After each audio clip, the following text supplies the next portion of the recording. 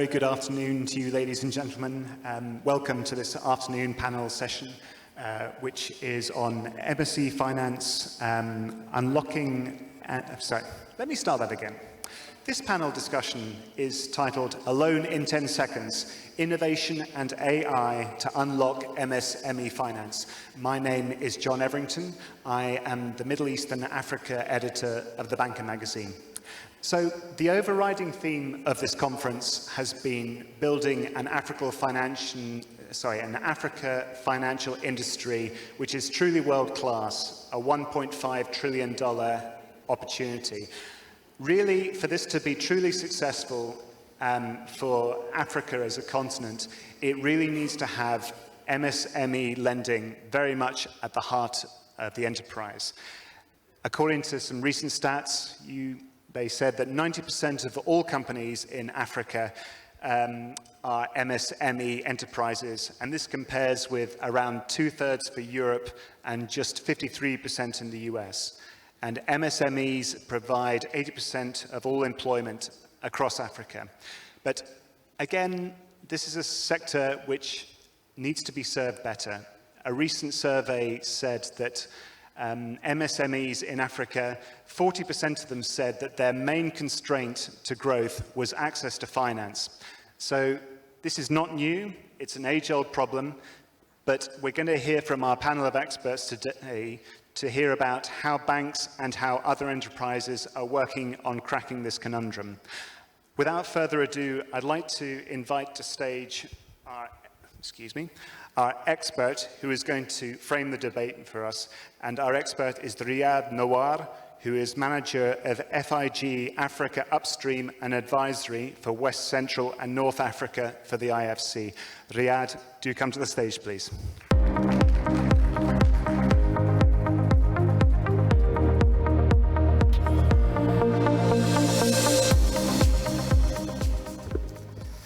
Hi everybody, salut tout le monde. I'm happy to be here, dealing with an important topic because the impact of the SMEs on our economies in the Africa region is huge and is important, not only in terms of contribution to the GDPs, but also in terms of contribution to the employment.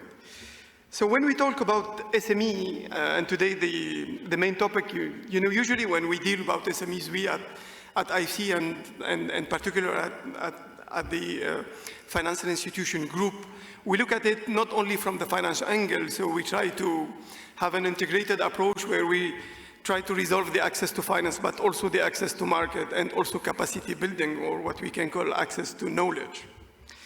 So I will focus in my presentation on the access to finance because that's the topic.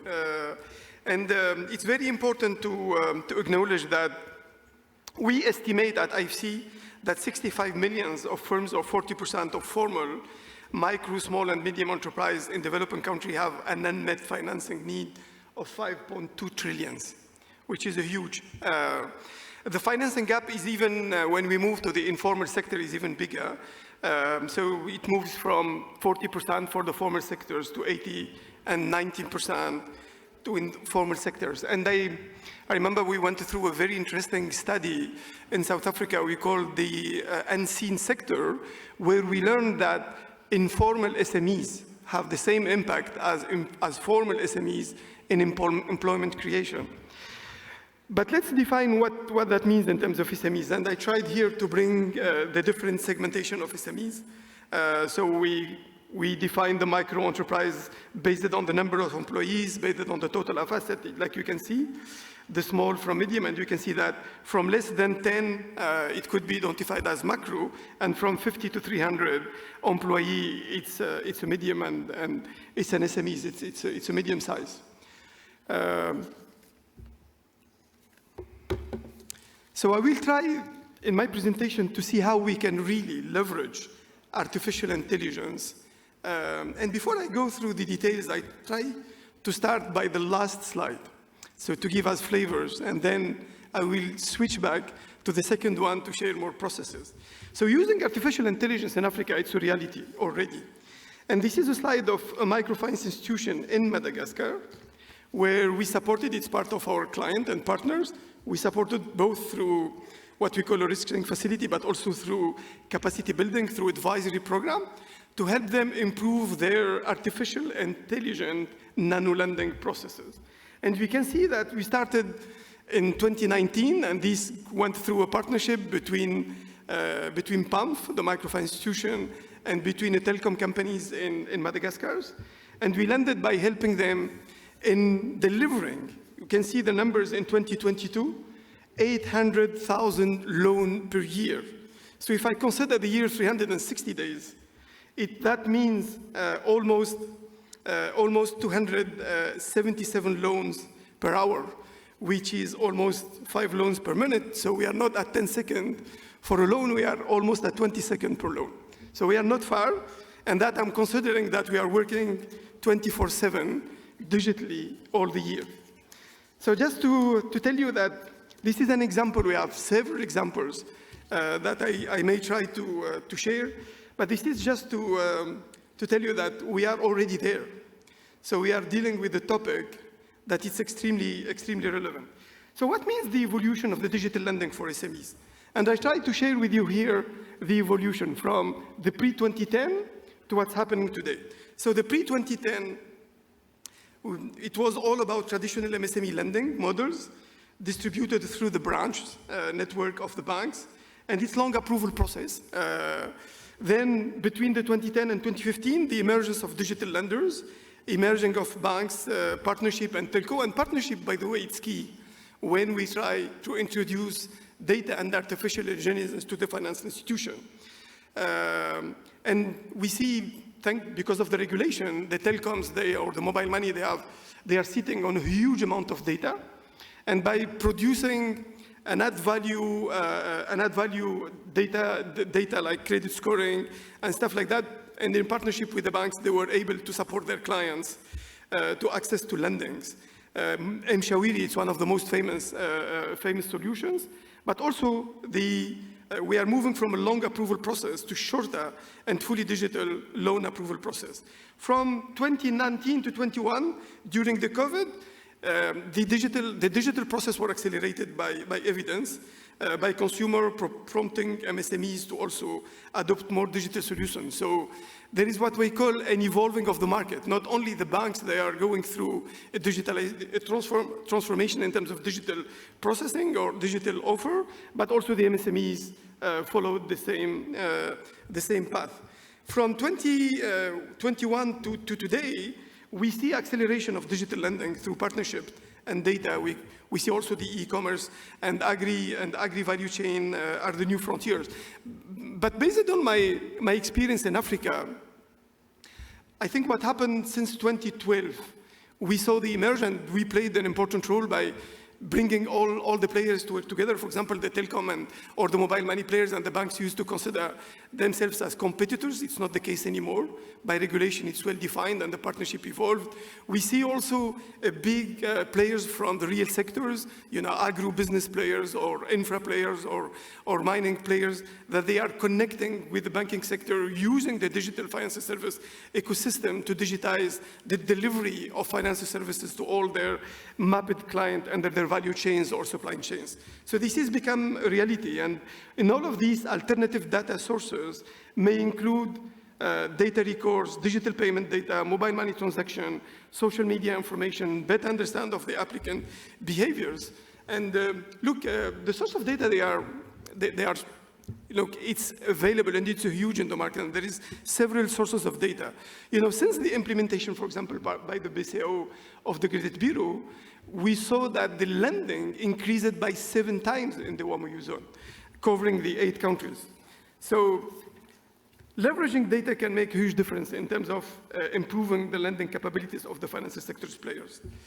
And let me switch now to use of artificial intelligence in MSME finance. What is the pictures, how it's working? So we can see that it's first instant loans, how we can reduce and shorten the processing, which also save costs for the banks. More longer is the decision process, more costly for the financial institution. The credit scoring, I spoke about the Credit Bureau, which is also data that can help in building a solid credit scoring at the banking side.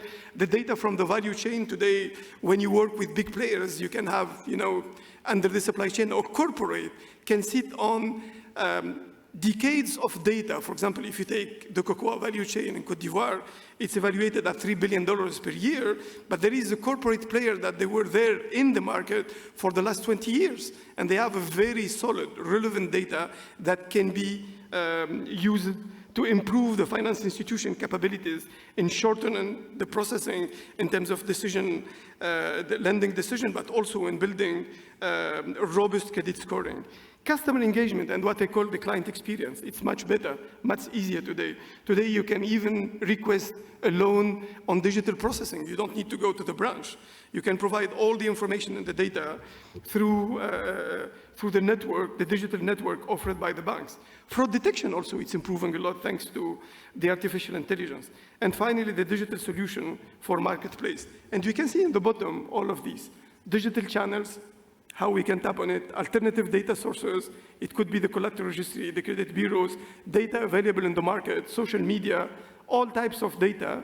It all depends on the capabilities of the finance institution to leverage all the existing data, and that's the knowledge that needs to be hosted, developed, and we need today we talk about data governance on how you can, in a sustainable way, build the tools and build the processes, how you can really leverage the data to improve the value proposition of the finance institution in lending. Technical skills and multi-sector partnership. I repeat again, partnership really, it's a key journey in all of these. And then the role of partnerships, data and regulation. And as I said, first it's strategic alignment with clarity on where synergies lie. I spoke about the partnership between the mobile money and the banks, and we can see the improvement on lending. I gave the example of PAMF, but there is several examples in the market. Clear distribution of roles and responsibilities between the different partners, clear ownership of the customers, and then the large scale. That's the aim.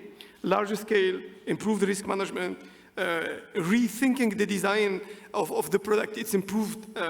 Many banks go to the market with several diversified products. Artificial intelligence can help to assess the profitable one from the non-profitable products, and it helps also the banks to go to the market with the right products. I remember, like 7 years ago, when we went to the agriculture sectors, mainly in the cocoa and Cote d'Ivoire, our perception was that lending may be the first product that the farmers will ask for, and we were surprised that it came third, and deposit came first.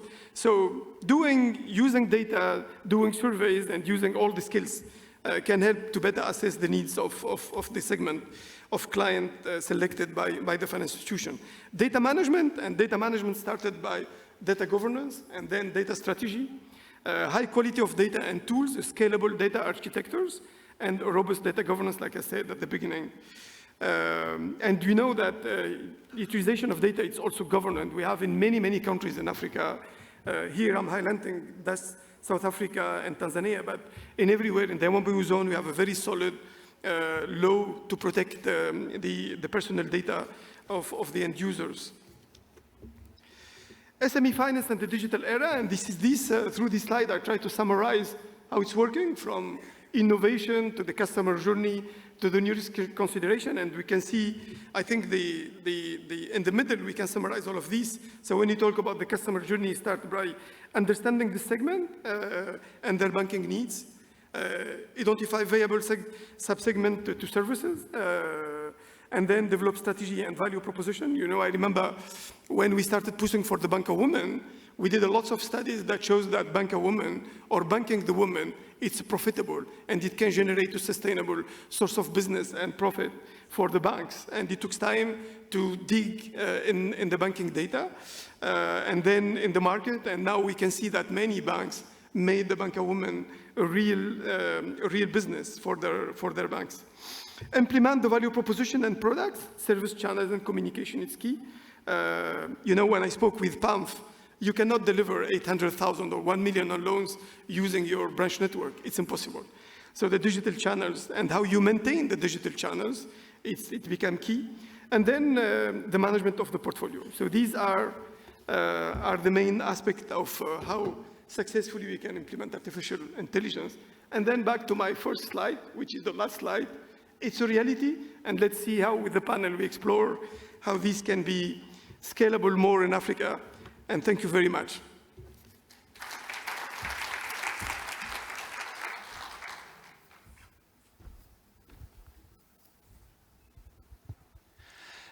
Thank you very much indeed, Riadh. I think in about 8 minutes, you took us through about 20 years of innovation, covered an awful lot, and you've framed the discussion very, very nicely.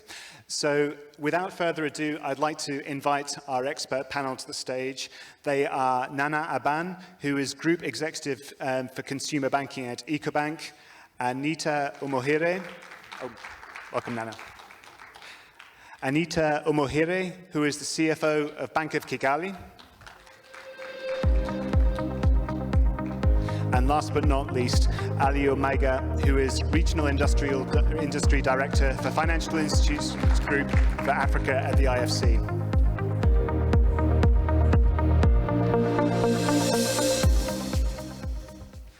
Thank you very much indeed, and it's lovely to be talking with you today. So I think perhaps, Anita, I mean, maybe if we could start with you. I mean, we've had a very, very thorough overview from Riadh about how things have developed in terms of kind of the digitization of the lending process, the use of AI, product design, so many different aspects. But I mean, maybe can we just start off, I mean, can you give us a picture of what the MSE lending market looks like in Rwanda, and I mean, how Bank of Kigali's strategy and product suite has kind of evolved in this area in the past few years? Thank you, John, and it's my pleasure to be here this afternoon. So the SME sector in the Rwandan context, it's a very important sector, mainly for, poverty reduction, employment, and overall economic development of the country. And so over the years, the government has been very deliberate and consistent in supporting the growth of this sector, especially around sort of the formalization, how to quickly register these businesses. For example, in Rwanda at the moment, you can open a business in 24 hours. Registration is 100% online, and it's free. Coupled with that, the government has also done a lot in terms of capacity building to improve and develop entrepreneurship, and also to create a marketplace for these MSME, doing things like fairs, trade fairs, and developing other platforms where these SMEs are able to exploit the marketplace. So, with that background, it was very important for Bank of Kigali, being the largest bank with almost 40% market share, total assets. It was very important for the bank to partner almost with the government along this journey, not only for the growth of the bank, but also for the economic development of the country. So what we did a couple of years back as a bank is that we firstly established sort of a department responsible for MSME. We separated them from the rest of the retail or corporate segment where they were often sort of lost, because as we saw, some of these micro businesses are very small, and sort of banks look at them not separately, but as part of the business owner. So with that, we were able to now interact with the businesses, offer tailored products and services, and just improve the overall customer experience. Now coming on to the products and services that we then saw the need to, customize to the SMEs. I think we spoke about partnership, and we've seen that partnerships is a very important, especially sort of in this digital era that we're in. So we are lucky to be part of a group at Bank of Kigali In our group, we have an insurance company with whom we're able to also create different insurance solutions to protect the MSMEs. We also have a technology company that has actually managed to create payment platforms. For example, they had one for the agriculture, for farmers, and they have over 2 million farmers that use this platform to pay and import different inputs. So this was something that we can also build on and offer loans and other, access to finance to this MSME, looking at their transactional volumes and how they are transacting on this platform. Something else that we have in the pipeline is different partnerships with the telcos. Actually, one of the examples that Riadh mentioned is something that we are also working on, because the telcos have really become powerhouses, especially in Rwanda, with mobile money. So, as banks, we've seen that it's very hard to grow and be competitive without partnerships. So with one of the biggest telcos in Rwanda, we are exploring how to offer loans to the over 7 million customers that they have. And, we'll be looking at developing credit scoring engines, looking at the cash flow and other different transactions that the customers have to then sort of create a credit score. But of course, I think that's one of the areas that with AI will actually be able to improve. And so for now, we'll start with very small amounts, but with improved credit scoring engines, we'll be able to scale up. So John, just a few things that we're doing sort of in the digital space to help our MSMEs grow. No, very good. And I mean, it's going to be very interesting to see how banks, such as yourself, use AI going forward, and just take it to that next level, as Riadh was kind of demonstrating in his presentation. Nana, before we kind of come to AI, again, it'd be interesting to kind of hear your perspective about sort of kind of how that digital approach, which I know is so core to Ecobank's offering in so many markets, about how that's also informed your approach to the sector as well in terms of product design, credit scoring, and things like that. Okay, thank you, and good afternoon, everyone. Indeed, digitization has transformed the landscape, and starting from segmentation, the access to data and the digital tools available that enable us to actually target much better and design products that are more suited to the various segments. Credit scoring, thankfully, we are able to move beyond the traditional. So it's not just about what's happening on your account. And by the way, most MSMEs actually don't have formal banking relationships dedicated to their businesses, especially the lower end. And so access to data, alternative data, which goes well beyond just your financing, but also looking at your social media behavioral activity, the e-commerce that you may be engaging in, location, the tower cell of your telco provider, where do you spend a lot more time, and all these really give us better insights when we are scoring, and that really is at the industry level. Product design, so we can look at this in various ways today, and I think this is fairly commonplace on the continent. We're actually able to design channels that simplify access to financial services, and being able to deliver banking as a service enables us then to partner with telcos, with fintechs, and the like to be able to better reach them. And all this is as a result of improved digital capabilities, as it were, and capacity building. Access to digital tools and capabilities enable us not only to train the larger customer base using tools such as Facebook Live, which hitherto was fairly unknown. We also are able to, working with partners, help MSMEs develop their websites, introduce them to e-commerce, create digital marketplaces for them. So really, when we look at the capabilities of digital, not even talking about AI, it really has improved our ability to segment, to design products, better informed lending decisions, and indeed make these MSMEs a lot more viable for growth.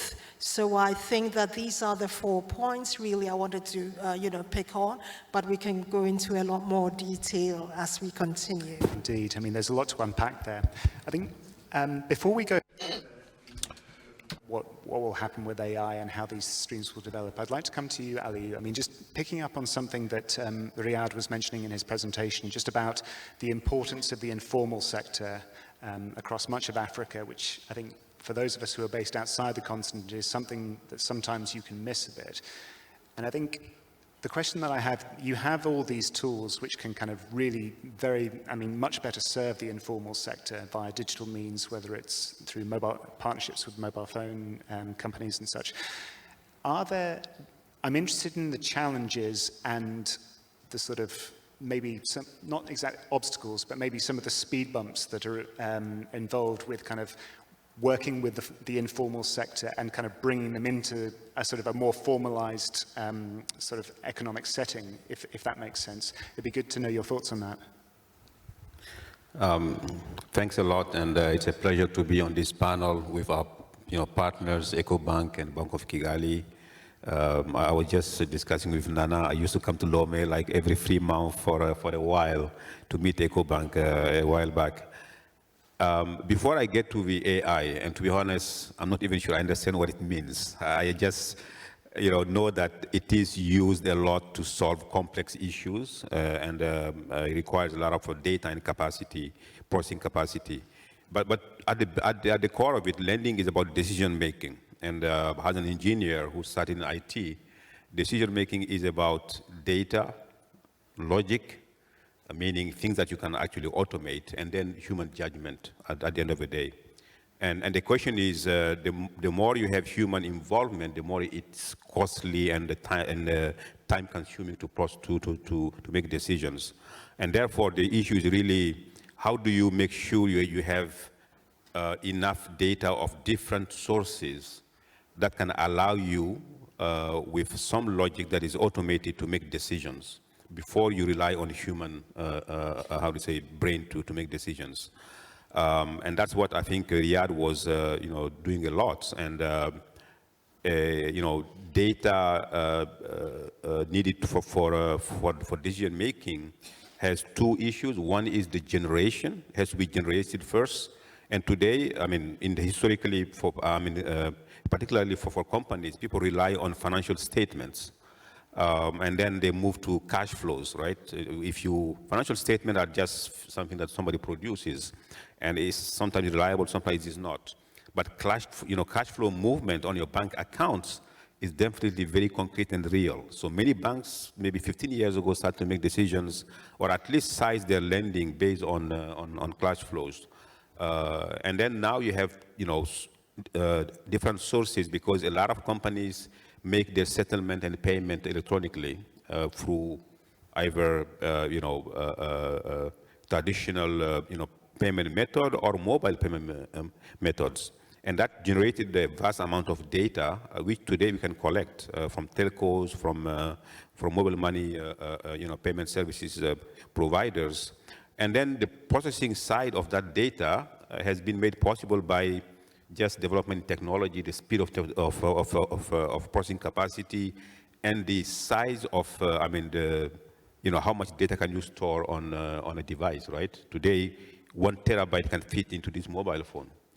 So I think those considerations are really what are changing the process, and then you apply it to different businesses and finance, because you are manipulating, digital, goods. It's more of a bias that you move than physical goods. It's much easier to apply it there. Where it becomes very tricky is really what you mentioned, and that's how that's informality. And most African economies are still informal. If you look at it, probably 5 to 10% of companies are formal in terms of number of companies. And that means that the data you get is not always reliable or in a way that you can use it readily. And that's why it's also important to work with regulators and government to see how you can incentivize the economy to become formal. And that's, as much as you can put technology and the digital behind it, the more you can also force people to digitize, and including their transactions, the more you will have more data that is actually reliable that you can use to make lending decisions. Yeah, it's been interesting looking at case studies of digitization in terms of payments in other areas in countries such as Egypt, such as Nigeria, and then talking to some people. The technology offers wonderful access to finance and sort of easy access to loans and easier methods of payments. But at the same time, some people still are very, very reluctant to kind of go down that route because of, cash is still king and is still a very sort of ingrained habit for so many people. And in addition, there are the sort of concerns about governance as well. Nana and Anita, again, if you can maybe just sort of talk about, it was mentioned in Riadh's presentation about that crucial aspect of governance and just making sure that people's data is used in appropriate ways. Because there are so many things which are now possible with this explosion of data and these partnerships. But it'd be interesting to hear from you about how you kind of get the governance structures in place internally just to make sure that customers' data is not being misused. If either of you could speak to that. Yeah. I think that data protection, and protecting the data of the individual customer, obtaining their consent, especially from partners, in a number of markets is still a gray area. And the major partners who share data with us tend to be the telcos, and we ride on the consent that the customer may or may not have given them.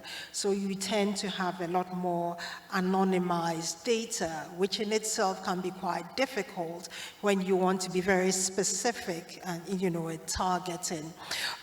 Yes, there are some fintechs who are doing some interesting things, getting alternative data, and looking at how they can actually partner with financial service providers like such as ourselves to be able to better use that information for decision making. So, for example, to overcome the hurdle of the consent that the customer may or may not have given, say, a telco partner, you have fintechs that actually are offering apps which the consumer or the individual customer actually downloads, and they give consent to actually track their activity, their lifestyles, etc. And with that, they are then able to share that information, and we can then mine it in partnership, for better product design, credit decisioning, and the like. So I think that quite a bit of work still needs to be done from a regulatory perspective, and also the monitoring to ensure that data that is being used has been consented to, so to speak, and also, of course, that where it's warehoused, the controls are adequate, so it's not needlessly abused. But I think that we still need some work to do in that space. Post-GDPR, there's still quite a bit to be done on the continent in our markets. Sure. Anita, would you like to speak to that at all? Yeah, maybe I can add that, especially sort of in our region, that we've seen that this data management challenge, to a certain extent, is also, slowing down in innovation. So as much as we have, very good ideas, especially on how to even leverage AI, we've really had to go back to the drawing board and look at data management sort of as a project. So currently, in our case, we've had to look at data governance, the infrastructure, whether that infrastructure is approved by the regulator, whether it's compatible to all the other core banking systems, etc. And then, of course, the protection, susceptibility to cyber risk. So I think for us at the moment, that's kind of the challenge, to really build a very strong data management sort of structure before we can even think about building on AI platforms or on that. Yeah. Indeed, yeah, indeed. And I think also another aspect which has been touched on a little bit, but I mean, is always worth kind of bringing out in terms of increasing financial inclusion and deepening financial inclusion, is the necessity for greater financial literacy, and sort of like kind of bringing along customers, not just sort of saying, here is this new shiny product which is going to revolution your life, have a nice day, but it's kind of, how do you kind of sit alongside the customers and kind of educate them about, okay, this is our loan product, this is what the payments are, these are the consequences if you don't keep them up and such. So, Aliou, I don't know if you can say anything about what there's the programs that Riadh has mentioned. I mean, how important is the digital literacy and financial literacy piece as part of these programs? I mean, it's obviously critical to educate people before you sell them a product. I mean, as a development finance institution, the last thing we want is to get people into things that can, get them into trouble. So if I tell you, for example, in microfinance, IFC has been probably one of the biggest drivers in the world of developing microfinance. But at some point, it led to some abuses in many countries. So we had to get together to define what we call responsible lending. Just to make sure that, first, banks don't abuse microfinance, but second, it also means educating the population about the danger of taking many loans that you cannot repay, and also, just teaching people what is the reasonable level of lending you should take based on your income and so forth. For that, we have a whole, team or services or product that we call non-financial services, just to help banks help their customers be more financially literate. But I want to come back to the topic of the discussion. I was jokingly saying I don't know what AI means. Of course I know. The question is really how, different markets are at different stages of the application of AI. I remember 2018, I had the opportunity to travel with a group of Alibaba executives, including the chairman of Ant Financial. And in that week, I heard, artificial intelligence and machine learning like every 5 minutes, because they are really deep into it. And in US, it's also growing in certain areas. In Africa, like she said, unless you have reliable data and also good, data governance, it's, the data is not enough, or the scale of the data is not enough to even apply those things. But it is starting. It depends on sectors and areas. And what Riadh mentioned in his presentation, he mentioned nano loans, okay?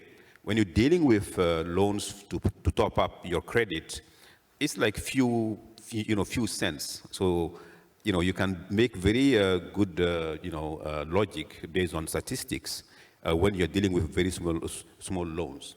But then when you move to bigger loans, then the data, the quantity of data is not enough to do that. So, and that's why IFC spent a lot of effort and resources on financial infrastructure. He mentioned also the credit bureau in the Francophone zone, but we did, I think, a collateral registry in China, for example. It would be surprising to know that IFC did that. I think they call it movable registries. And in few years, it's facilitated like trillions of dollars of loans.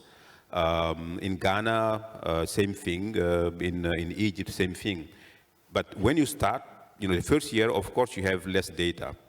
But then over time, you build enough data on players that you can really make decisions very, very fast. And the question is, how do you move from making nano loans in 10 seconds to making SME loans in few minutes, okay? It doesn't have to be seconds, For SME, minutes or seconds, that make it, it doesn't make a big difference.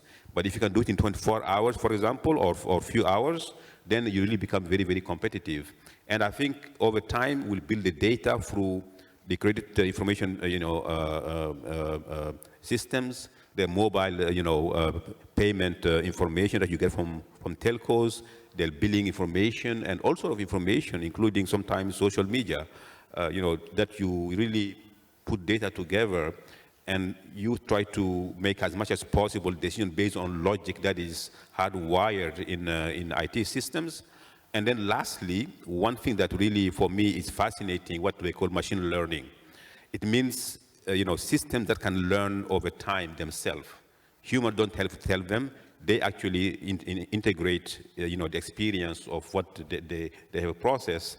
And I think, ultimately we'll get there. And, whether it is 10 seconds or 2 minutes, the trend is really towards making faster decisions and with less and less human, interventions. Indeed. One of my favorite definitions of AI, well, a few months ago, the author of the film, or the story which was turned into the film Arrival, a chap called Ted Chiang, he gave a lunch with the Financial Times, and the interviewer asked him, "What's your definition of AI?" And he said, "A poor choice of words from the 1950s. And so, because he's a bit of a skeptic, and he was saying, okay, it's true, it's not intelligence yet, it's not conscious, and so everybody needs to calm down. But then he came up with a very nice alternative descriptor, which was applied statistics. And as you say, the more statistics you've got, the more data you've got, the better applications come through. And and this is what's happening now, and this is what Riadh's been presenting. And I think if I was an SME, I'd like my loan in 10 seconds rather than 24 hours. So, but I know, maybe I'm just a bit too demanding, I don't know. But again, sort of, we are getting to that point. And sort of the capabilities are getting better and better. The data sets are getting richer. The capabilities of analyzing that are getting much better. So, this comes once again to the kind of the areas of governance and what's needed, and also the kind of the risk of bias that comes in with this. And again, maybe Nana, if we can start with you. As you're working with these systems and putting them in place, how are you kind of making sure that the data is being used, well, according to governance standards, but is also kind of not skewing according to various people's biases? Thanks for that. And the point of an SME appreciating a loan in 10 seconds is actually not unrealistic. We are delivering banking as a service in one of our countries with a large fintech, and ticket sizes go to sometimes $300–400, which are turned around in a day or two, and in a second, well, in 7.5 seconds, a loan is disbursed, So it is actually quite possible where you have a lot of these SMEs who will turn around $400 in a day in stock and you restock. But of course, this is more the M side of the SMEs. But going on to talk about machine learning, and shall I say, the risk of there being bias, it's learning from data it's gathered. And if we are going to only gather data from a certain or specific demographic, then, and if I can just use as an example, a classic one, if all the data I have relates to male small business owners, the day that I come and apply on this tablet or this app and say I'm a woman, immediately, it has learned that this gender is not very popular. And, and that is the sort of bias that unfortunately creeps into AI, driven, of course, by machine learning. So I think as industry players, we need to be a lot more conscious in training our AI. So I should gather data from farming communities, I should gather data from urban centers, different industries, to really enrich the data which this machine is learning. And these biases actually do creep in. Secondly, and probably maybe stating the obvious, we need to actually be open to poor credit decisions as well, so that the learning can be enriched and therefore you be able to differentiate better. But just some thoughts on AI bias there.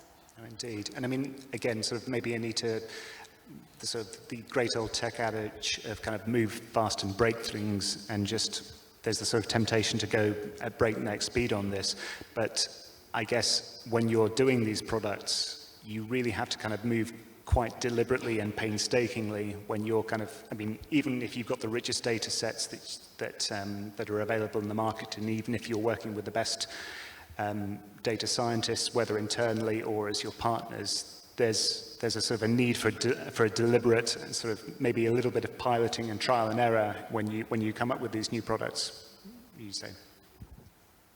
Yeah, so it's a bit of a tricky situation, because on one side you want to move fast, which kind of speaks to the whole disruptive innovation theme. It will allow you to get to market faster, probably have a competitive edge.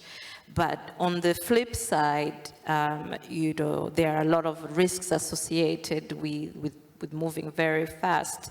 There are reputational issues as well that might be at risk. So on the other side, with sort of moving cautiously, deliberately, it's good for risk management. It's very good for, even customer confidence.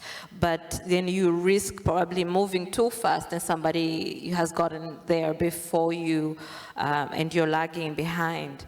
So I think in my experience, especially, coming from a commercial bank that is also very highly regulated, you've got to kind of go for a bit of a hybrid situation where you can, you try to be quick and agile, and where, you need to be more prudent, then you would take the more cautious approach. But what we've seen, especially in Rwanda, is that the regulator is very supportive of innovation, especially in the AI space.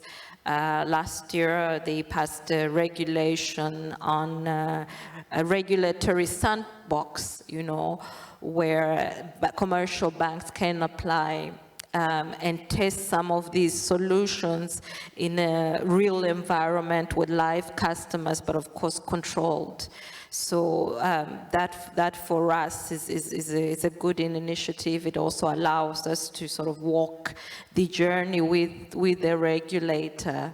But I think at this point in time, it's a bit hard to, be fast and agile, and we tend to want to pilot more and test more and be very sure before you put this product on the market, because there's a lot at stake, especially as we're just talking about data protection issues. Yep. Yeah. Sorry, Nana, did you want to add to that? Yeah, and I think this is where partnerships with fintechs really makes a difference. I think as bankers, we are wired to do it slowly, which is totally not 21st century, right? However, I think that partnering with fintechs, certainly for Ecobank, we do sponsor and run a fintech challenge annually.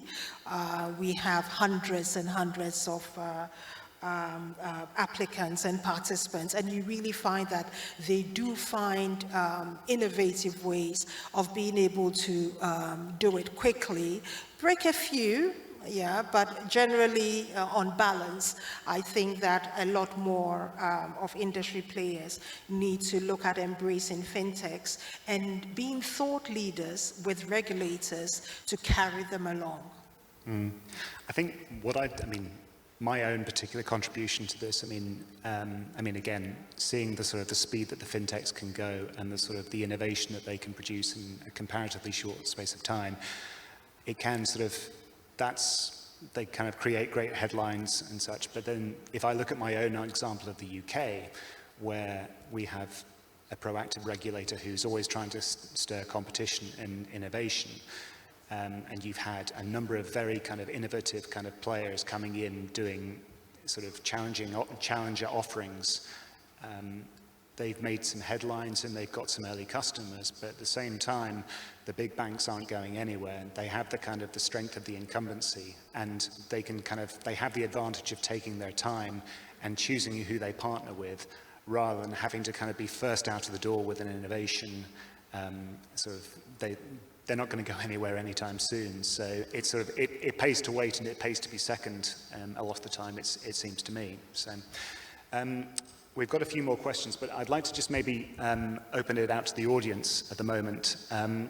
Are there any questions that anybody has for the panel at this stage? We'll have a little bit of time before the end as well. I mean, we've got just over 10 minutes, but I'm just wondering if there are any questions that anyone would like to answer now. Yes, sir. Just in the third row there, if somebody could bring a microphone.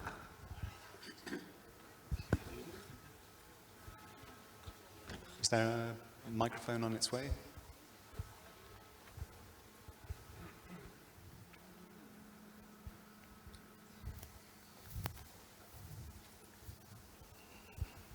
Thank you. If you could just introduce yourself and then address your question to the panel. Thank you. Okay. Bonjour, je vais parler en. Good morning. I will speak French. I'm from Côte d'Ivoire. I'm specialized in ethics in AI. My question goes to the panelists. I'm wondering, these solutions that you develop to quickly allocate a loan, the developers, how do they deal with ethics so that we cover a whole number of people and SMEs? Which speaks to the question of governance. So who'd like to? Aliou, would you like to say? I can give a very quick answer. For me, again, being very, very simplistic and pragmatic, for something that is still, just starting, I'm not too concerned about people who are excluded yet, to be honest, because it's still experimentation. Until you reach a certain scale, then those issues become very, very relevant. What everybody mentioned is data governance, consumer data protection. These are ethical issues. It's not only a technical issue or a legal issue. It's also ethical. And I would say, at least on the IFC side, everything we do has to be, certain principles and values, what we call ESG, environmental, social, and governance. So by design, what we do, embeds that. But of course, there is a lot of debate about ethics and AI and so forth, which I think some employees of I don't know, Google or whatever, resigned because of those issues. So again, in Africa, I would say it's so new and small that our the focus is really to see how can we unlock and resolve problems, and then if the side effects become meaningful and material, then you have to deal with it, and those are ethical. Those include the ethical issues. Would anybody else like to come in on that at all? I must say that one of the key advantages actually for the MSMEs is people or players then learn that your past behavior informs credit decisioning. In a number of markets, there's a sense that money is free. Once you've taken a loan, there's a party. Let's spend it. By the third cycle, you realize that you're being turned down. And it's because of the data that we've gathered about you. So, as my colleague has mentioned, yes, it's baby steps, but ultimately it also goes to drive behavior. Very good. Are there any other questions that are here at the moment? I'm just looking for... Oh, yeah, just in the second row. Bonjour, je parle aussi en français. Well, I'm Vincent Djibete from PP France. I didn't quite understand. What data do you use when it comes to AI to allocate a loan when the financial documents are not necessarily accurate? When the credibility is not acknowledged, the fingerprints are not acknowledged. What are the elements that come into your decision? Do you allocate only short-term credits, or do you allocate medium and long-term loans? Thank you. So I don't know if I've 100% understood the question, but I think from what I gathered, it was really about what is the source of this information that, the AI will use. So, yeah. And, So I think in our case, it's really just to develop capabilities to leverage off the data that we already have. So for example, you've got a customer that transacts over internet banking, mobile app, they come to the branch, they're paying different people, suppliers, etc. So at the moment, we're not really able to put all of that together and sort of create a pattern or understand this customer. So that's what we're saying when we say that, we want to leverage artificial intelligence to sort of track all this big data across the different channels that we have at the moment and create a picture of this customer for us and tell us, this customer spends this way, they like to spend on these things, and then, they usually have a balance or a deposit, just really paint a very accurate picture for us of this customer to then allow us to make a decision that is very specific to them. Whereas at the moment, it's very generalized. Sometimes it really depends on very traditional credit methods, some human bias as well. And of course, it does not allow for very quick turnaround. So with this kind of advanced capabilities, we'll then be able to get that picture in seconds and then be able to make an informed decision that is also very convenient for the customer. Indeed. One of my... No, I just want to add to, because the question was really, I think there are many layers to the question. My instinct is not to trust, financial reporting generally. in an environment where you know they are not accurate, right? So they don't mean much. That's why I was mentioning cash flows. Many companies may have, inaccurate financial statements, but they still have bank accounts for collection. And sometimes they have more than one set of financial reporting, right? They have one for the taxman, one for the banker, and one for the family. So honestly, they are not really relevant. I think what is relevant is the cash flow, because that's real. And therefore, you'll find that the data source is what is really matters. That's why you cannot rely only on financial statement. The second one is how critical is the loan to a person. I think somebody mentioned people who borrow daily. If you are a woman in the market and you go and buy things in the morning and you sell it during the day and you get your profit, and then by the end of the day you're done. If you go and borrow money, you do it once, twice, 3 times, and you repay. After 1 year, people know you, so data is very reliable, and the chances for you not to repay is small because it's very, very important to you. Same thing for what they call, I think, I don't know, they call it boda boda in Kenya.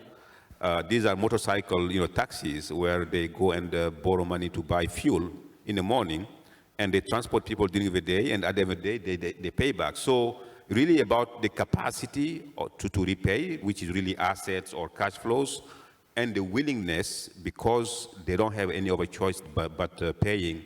But you're right. Like I said, today, a lot of the automatic lending or digital lending is nano lending because it's small compared to potential losses. But the whole point is to see how you move from nano loans with individuals toward more automated loan approval and disbursement to companies. Of course, that's an aspiration, but I think we are getting there, like Ecobank, Ms. Nana said. Again, it's a journey, honestly. Nobody is saying it's already here and 100% available. It's more that it's important to see how we can leverage data to really improve financial inclusion in terms of access to credit. Because while financial inclusion in terms of access to payment services has increased a lot in the past 7 years, I think Findex data says that financial inclusion has increased from the 30s to 50s, right, percent, low 30% to maybe low 50%, but credit to GDP has stagnated pretty much. So the credit side is still an issue, and hopefully more data can help improve that. And no, that's great. Thank you, Aliou. And in terms of, we're coming towards the end of our discussion, and of course, it's the importance of the data, the volume of the data, and how you deal with it, which is, of course, increasingly important. And just thinking about, coming back to sort of the partnerships that are in place between banks, between fintechs, between mobile telcos, and between others. I'm just thinking about now that it's becoming so much, it was always important, but it's becoming of crucial and central importance now.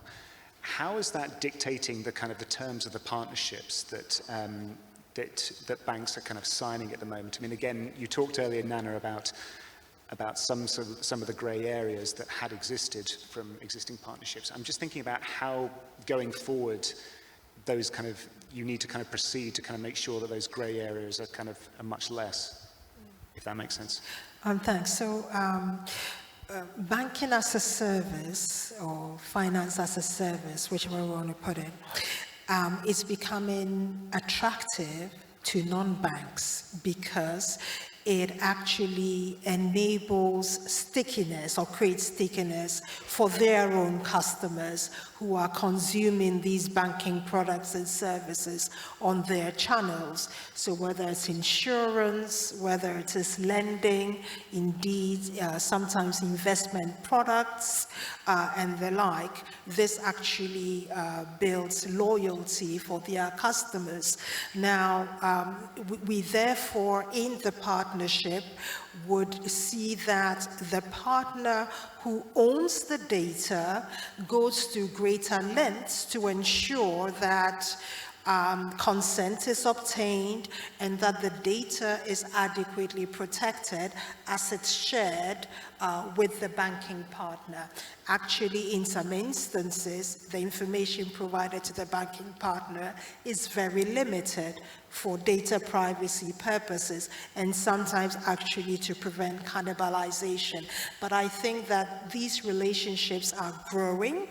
The value is better appreciated by all players, and I think that we are in a better space when it comes to even engaging the regulator on creating a more enabling environment for the sharing of data, and of course controls to ensure that data governance is at its optimal.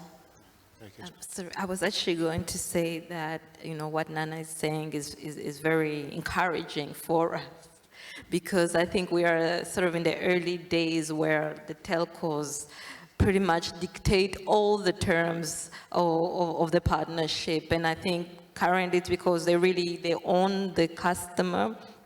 And so, you go in at a very weak point. So, for example, with some of the partnership or some of the products we have to bear, 100% of the credit risk and only 20% of the fees.